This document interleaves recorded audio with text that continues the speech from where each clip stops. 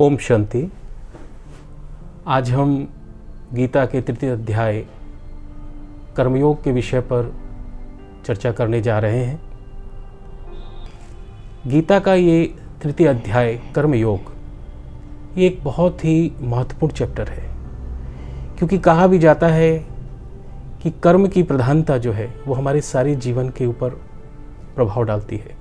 हमारे जैसे कर्म होते हैं उसी कर्म के आधार पर हमें उसका फल प्राप्त होता है, और मनुष्य कर्मों के ऊपर ही विशेष जो फोकस करते हैं, अपने कर्मों को श्रेष्ठ बनाते हैं, उनका जीवन भी अन्य मनुष्यों से एक पृथक रूप से दिखाई देता है, एक अलग रूप से दिखाई देता है। तो आपने भी इसके ऊपर बहुत अच्छा प्रकाश भी डाला है। आपके बीच बीच में जो आपने अपने जो व्याख्यान दिए हैं उसमें बहुत अच्छा प्रकाश डाला है।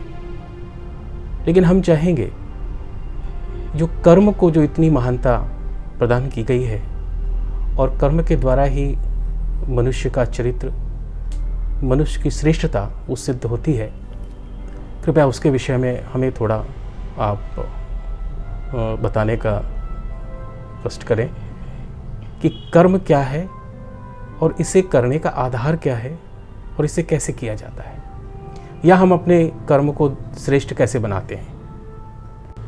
तो हम जी कर्म किए बिना इस संसार में रह नहीं सकते।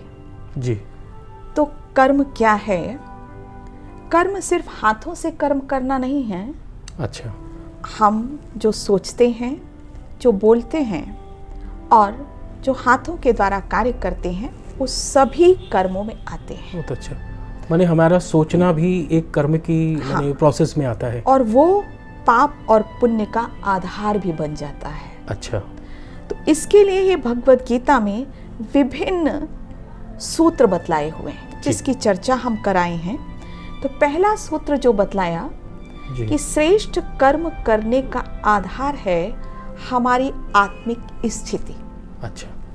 अगर हम आत्मिक स्थिति में रहकर कार्य करते हैं तो हमारे संकल्प भी बहुत शक्तिशाली होते हैं और वाणी भी पावरफुल होती है और व्यवहार भी हमारा लोगों के लिए आत्मिक स्थिति माना भला वाला होता है। आत्मिक स्थिति माना हम अपने आप को आत्मा निश्चित करते हैं। इस शरीर से अलग आत्मा निश्चित, बॉडी अलग है और मैं आत्मा अलग हूं। जी। इस शरीर द्वारा कार्य कराती है। ये आत्मिक स्थिति है। तो ये पहला सिद्धांत जिससे हमारे अंदर और बाहर सच्चाई सफाई रहती है, जिसे कहा गया कि हम मिथ्याचारी नहीं रहते। बहुत सुंदर, बहुत अच्छा।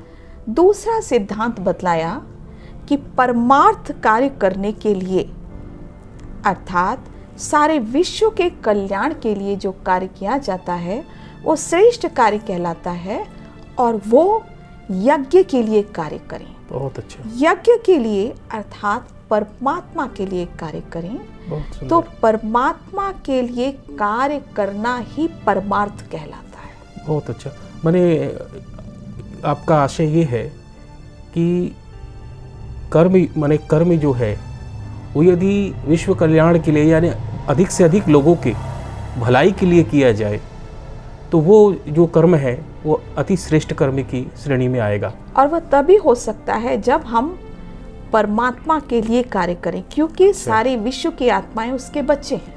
लेकिन परमात्मा के लिए हम कैसे कार्य कर सकते हैं, यानी उसके डायरेक्शन को हम कैसे कैच करें, या वो हमसे क्या कराना चाहता है, ये भी आप इसमें थोड़ा सा स्पष्ट करते जाइए। ये आगे भगवत गीता में ही हम चर्चा भी करें हैं। अच्छा। कि कैसे परमात्मा आकर श्रीमत देता है, और ब्रह्मा के थ्रू जो श्रीमत देते हैं, डायरेक्शन देते हैं। जैसे कि एक पहला डायरेक्शन भोजन के लिए दिया कि हमें भोजन यज्ञ का प्रसाद समझकर लेना चाहिए। मैं आपको फिर से एक बार पूछना चाहूँगा कि आप यज्ञ शब्द को प्रयोग कर रहे हैं, तो हमारी जानकारी में यज्ञ माना होता है कि एक हवन वेदी होती है, एक कुंड होता है, उसमें हम माने हवन इत्यादि सामग्रियों के साथ में उसका हवन करते हैं। लेकिन मुझे ऐसा लग रहा है कि ये यज्ञ जो है ये इस हवन और ये माने जो व्यवस्था है इससे कुछ अलग हटके है, तो इसको भी थोड़ा स्पष्ट करें कि यज्ञ क्या है। तो यज्ञ ये सूक्ष्म यज्ञ है, जी। विकारों का यज्ञ है। वाह। क्योंकि जब विकारों को हम स्वाहा करते हैं जी तभी हम आत्माओं का भी शुद्धिकरण होता है जी जी और इस संसार का भी शुद्धिकरण जी, होता जी, है। और जो कि इस स्थूल यज्ञ से सिर्फ वातावरण की शुद्धि होती है, थोड़ी भावना शुद्ध होती है थोड़े समय के लिए, जी। लेकिन अगर हमारा सारा जीवन ही यज्ञ हो जाए जी तो हम परमार्थ कार्य करते हैं। ये तो दूसरा सिद्धांत है। तीसरा सिद्धांत है कि हम आसक्ति रहित होकर कार्य करें। आसक्ति अर्थात आकर्षण। तो देह का आकर्षण, अगर देह के आकर्षण में कार्य करते हैं तो वो श्रेष्ठ कार्य नहीं रहते हैं, और देह के संबंधियों के आकर्षण में करते हैं तो भी वो श्रेष्ठ कार्य नहीं रहते हैं। बहुत सुंदर। उसमें कुछ कर्मों का लेप से बंधन बन जाता है। और तीसरा कि आज बहुत सारी सुख सुविधाएं हैं, तो भगवत गीता यह नहीं कहती कि आप सुख सुविधाओं को छोड़कर जंगल में चले जाओ, लेकिन वो सुख सुविधाएं हैं और आप उनसे अटैच ना हो जाए कि अगर आपको वो ना मिले तो आप बेचैन हो जाओ, परेशान हो जाओ। तो बहुत छोटी छोटी आदतों से लोग अटैच हो जाते हैं। लेकिन आजकल जो हम देख रहे हैं वर्तमान समय पर कि हर व्यक्ति जो है उसकी छोटी छोटी इच्छाओं की यदि पूर्ति नहीं होती है तो वो परेशान वो कितना हो जाता है। बड़ा माने क्राइसिस फील करता है और सारे माने परिवार में भी उथल पुथल मचा देता है। बिल्कुल बिल्कुल। और यही जो उसकी इच्छाएं हैं, जिसको हम कह सकते हैं आसक्ति कहें आपके कहने के आधार पर, गीता के आधार पर वो आसक्ति है। लेकिन अनासक्त अर्थात इन सब इच्छाओं से मुक्त होकर के माने साधनों का वो उपयोग करे लेकिन साधनों के ऊपर डिपेंड ना हो। ये आप तो शुरू में जब साधन हम यूज करते हैं तो अच्छा लगता है जी, लेकिन जब वो अटैच हो जाते हैं, आसक्त हो जाते हैं, तो वो इच्छा के रूप में हो जाती है। अच्छा। और फिर उसके बिना हम रह नहीं वो हमारी कमजोरी बन जाती है, परेशान हो जाते हैं, कमजोरी बन जाती है, वो वस्तुएं हमारी कमजोरी बन जाती है। हाँ। बहुत अच्छा। और कुछ आदतें भी ऐसे होती हैं जी। फिर जो चौथा सिद्धांत है जी कि भगवान ने श्रेष्ठ कर्म करने के लिए जो हमें डायरेक्शन दिए, तो जैसा कर्म हम करते हैं वैसे दूसरे फॉलो करते हैं। जी। तो महान व्यक्तियों को ही लोग फॉलो करते हैं जी, उनके सिद्धांतों को फॉलो करते हैं। तो हमारा जीवन जीने का आधार ही ये संसार का परिवर्तन का आधार है जी। क्योंकि श्रेष्ठ आत्माएं जो कार्य करती हैं उसको लोग फॉलो करते हैं। तो हमको भगवान ने श्रेष्ठ बनाया, हम कर्म योगी हैं, गीता ज्ञान को फॉलो करते हैं, तो हमारे ऊपर बहुत बड़ी जिम्मेवारी है कि हम अपने एक एक कार्य को देखें। तो इसमें ही अगर हम परमात्मा के श्रीमत के अनुसार चलें और साथ ही परमात्मा जैसे कर्म करते हैं वैसे करें, अर्थात सबके प्रति जो परमात्मा की रहम की भावना है उस तरह से हम करें, और यह समझें कि सिर्फ हम कुछ समय के लिए इस संसार में कर्तव्य करने आए हैं। जैसे कि भगवान को इस संसार में कोई कर्मों का लेखा जोखा नहीं होता, तो हमें भी ऐसे ही कार्य करना है। तो ये 4 सिद्धांत जो कर्म योग में बतलाए हैं, ये श्रेष्ठ कर्म करने का आधार है। बहुत अच्छा। मैं जी इस चैप्टर में श्लोक 30 में बहुत सुंदर बात कही है कि हे अर्जुन, तू अपने किए हुए कर्मों को भी मुझे समर्पित कर दे। तो हम आपसे ये जानना चाहेंगे कि हम अपने कर्मों के फलों को भी कैसे समर्पित कर दें। फल कैसे समर्पित हो सकता है, प्लीज़ इसके विषय में थोड़ा सा हमें बताएं। इसका अर्थ है कि कोई भी कार्य में हमें सफलता मिले या असफलता मिले जी, तो उसको हम अर्पण कर दें।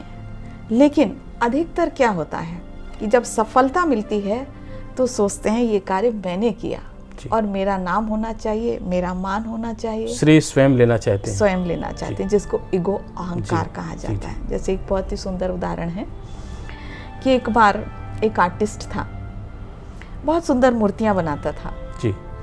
तो जब उसका अंतिम समय आया तो यमराज जी उसको लेने आए। अब उसको था कि नहीं, मैं किसी तरह से बच जाऊं। तो बहुत सुंदर कलाकार था, तो उसने 10 मूर्तियां बिल्कुल अपने समान बना दी जी। और वैसे ही बिल्कुल लेट गया उन मूर्तियों के बीच में। अब यमराज तो कंफ्यूज हो गया, ये तो क्या है, अब कैसे पहचाना जाए। फिर उसको दिमाग में आया कि नहीं, मानव को अहंकार बहुत होता है, उसको कला का भी अहंकार होता है। तो उसने कहा कि अरे इतना अच्छा कलाकार तो मैंने कभी देखा नहीं, अगर वो मिल जाए तो उसको मैं क्या उसको तारीफ और उसको कितना धन्यवाद दूँ, ये कितनी सुंदर कला है। बार बार जब वो यमराज ऐसे बोल रहे थे तो उस कलाकार से रहा नहीं गया और उसने कहा ये मैंने बनाया है। बहुत सुंदर। तब यमराज जी ने कहा कि चलो मैं तुमको ही लेने आया था। मैंने अपने इसी कमी और के इस कारण कारण वह फंस गए। बहुत सुंदर। मतलब अहंकार, तो कोई कार्य व्यक्ति करता है, सफलता मिलती है तो वो तारीफ चाहता है, स्वयं श्रेय ये लेना है चाहता है। फल उसने अर्पण नहीं किया, वो स्वयं लेना चाहता है। जी। लेकिन दूसरी बात जो बतलाई कि अगर असफलता मिलती है या कोई कार्य खराब हो जाता है तो फिर वो दोष देने लगता है। किसको? यहाँ तक कि भगवान को भी दोष देने लगता। आपने सुना भी होगा कि किसी ने कोई बहुत भक्ति करते थे, उनकी इच्छा पूरी नहीं हुई तो उन्होंने मूर्ति ही बाहर फेंक दी। मतलब कि भगवान को भी दोष देते हैं, जबकि भगवान तो सबकी मदद करता है, कभी भी किसी का नुकसान नहीं करता है। हमारे अपने कर्मों के हिसाब से हमको फल मिल रहा है और उस समय हम समझ भी नहीं पाते कि शायद ये फल कल्याणकारी है, लेकिन हम अपनी बुद्धि लगाते हैं तो हम उस असफलता को भी परमात्मा को अर्पण कर दें, परमात्मा को दोष न दें। आज हम आत्माओं के, मनुष्य आत्माओं की आदत हो गई है दूसरों को भी दोष देने की। तो ये भी बहुत सुंदर बात है, अगर कोई भी आत्मा आती है और गलत कार्य करती भी है तो हमें ये समझना है कि वो तमो गुण के प्रभाव में ऐसा कर रही है, तो भी हमें उसको दोष नहीं देना है। बहुत अच्छा, बहुत सुंदर बात आपकी कि हमारा जो भी कर्म है उसको भी हम उसको स्वयं के ऊपर श्रेय ना लेते हुए, और इसमें एक फायदा भी है कि इसका जो भी पॉजिटिव रिजल्ट हो या नेगेटिव हो उसके प्रभाव से भी हम मुक्त रह सकते हैं। अच्छा हुआ तो भी ठीक है, और अगर बुरा हुआ तभी तो हम स्टेबल रहेंगे। हाँ बिल्कुल। तो कर्म योग से भी हम स्थित प्रज्ञ बन सकते हैं। बहुत सुंदर, बहुत सुंदर। और इस जीवन में हमें कर्म करना ही है, कर्म के बिना हम रह नहीं सकते। तो ये सारे सिद्धांत इस कर्म योग में बतलाए हैं। बहुत सुंदर।